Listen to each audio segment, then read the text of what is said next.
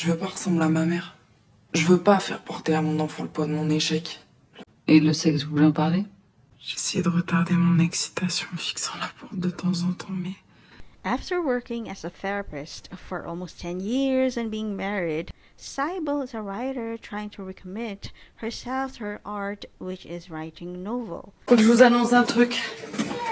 Je me remets à écrire, vraiment. Sibyl is a chronic vaper who also attends weekly AA meetings. She has a history of addiction and maintains that writing is now her lone unhealthy focus. Très très bonne énergie. J'ai surtout envie d'écrire. En fait, je suis obsédée par ça.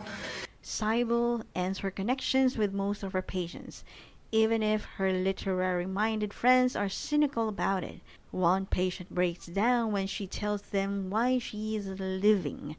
Sibyl gets a critical call from Margot, an actress inconsolable and in need of assistance, as she starts working on a brand new frightening blank Word document.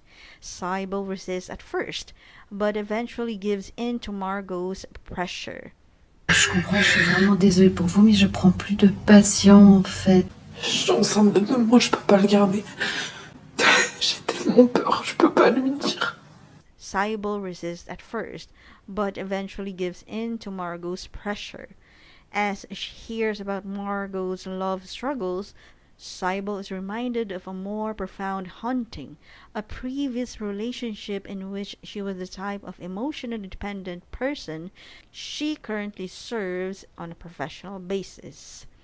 Sibyl becomes dangerously close to Margot as she becomes entangled in her drama. Tu liquides tous tes passions pour écrire, mais tu prends cette fille. Et c'était compliqué de la rejeter à ce stade-là. The scandal is this. When Margot finds out she is pregnant with Igor's child, a love triangle involving Igor, her co-star, and Mika, the director of their movie, becomes even more tumultuous. Puis on aura tout le temps d'en avoir des enfants. Et si t'en veux pas, on n'en fera pas. A stunning intensity returns to the glimpses of Sibyl's relationship with Gabrielle as Margot describes the intensity of her sexual relationship with Igor and her agonizing indecision over whether to carry out her pregnancy. Sibyl pulls full conversation passages from Margot's confessions, raising questions about authorship and professional ethics as she rewrites the actress's stories using the dug-up emotions from her own past. Both experiences become entwined.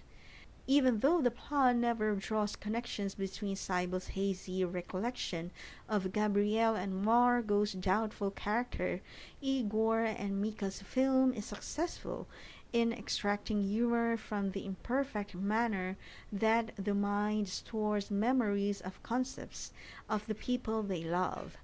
Margot's decision to have an abortion is based more on whether Igor really wants to retain the child than it is on how she feels about being a mother. Margot believes him after he talks about his trauma from stillbirth with a previous partner, but Igor's sincerity is called into question after Mika, in a television interview, cries aloud about her boyfriend's inconvenient secrecy.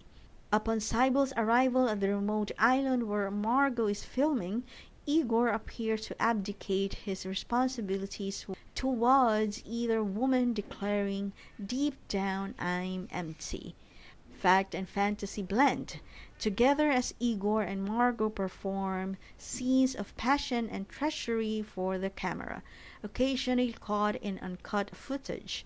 In a scene from the film within a film, Margot is showing gazing affectionately at an obliging Sibyl that is out of frame, demonstrating how easily reality can be adjusted to the illusions of film magic. In the film, Margot falls in love with Igor, but when their relationship doesn't work, the actress is unable to convey true passion for him.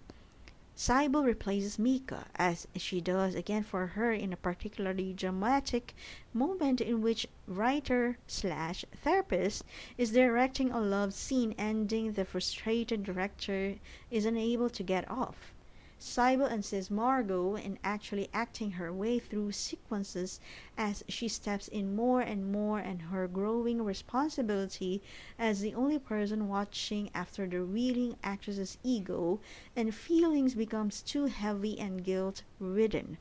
The set's increased drama makes her remember her own ugly coping mechanisms from earlier in life. With only Sibyl's selective memories of Gabrielle, we see the couple at their most passionate and also at their most ugly. When he abruptly breaks up with her, claiming she's too alive and too demanding, Sibyl replies with rage and anger in her eyes. Sibyl can relate to Margot's abortion problem because she too struggles with twisted sentiments for her ex-lover. She still has resentment at him for leaving, and she feels guilty about having his child because it was partly her fault that she tried to convince him to stay. The way people view Sibyl's kids makes them uncomfortable. Their mother's reluctance to face her own problems is expressed in their eyes as a mysterious spot. With Sibyl confronting her child in an unheard-of moment of silence, the film closes on a confrontational tone. Want more queer content? Then please subscribe and hit the notification bell.